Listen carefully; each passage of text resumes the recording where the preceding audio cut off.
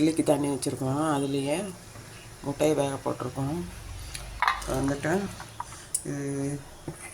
தெனை மாவு, கொஞ்சம் தெனை மாவு ஊற்றிட்டு அதுக்கப்புறம் கேரட் லேசாக துருவினதை வச்சுட்டு திரும்ப மேலே கொஞ்சமாக மாவு லைட்டாக ஸ்ப்ரெட் பண்ணிவிட்டு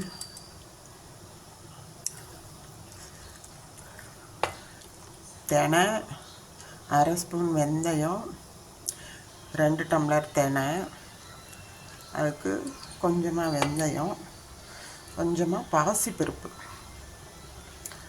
ஒரு அரை டம்ளர் பாசிப்பருப்பு ஊற வச்சு இது மாதிரி உப்பு போட்டு கரைச்சி வச்சுட்டு நேற்று அரைச்சது, மிக்சியில் அரைச்சது வந்து ஊற்றி வைக்க வேண்டியதுதான். திரும்ப ஊற்றுறேன்.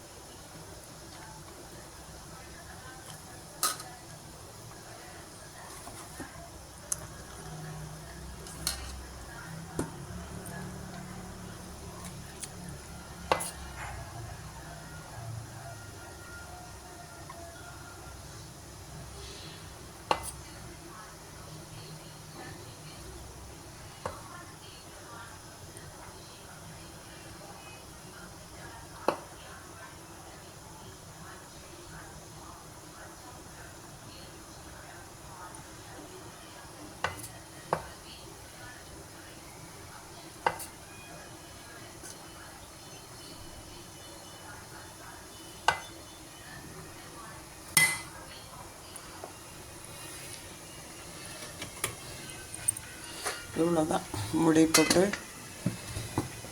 வேக விட வேண்டியதுதான். இது வந்து காலிஃப்ளவர் வெந்துட்டுருக்குங்க வெறும் தண்ணியில்.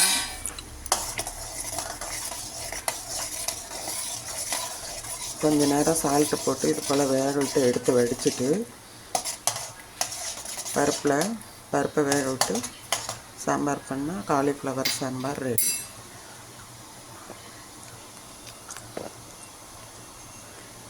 பிறகு காமிக்கிறேன் பண்ணிவிட்டு. ஓகே.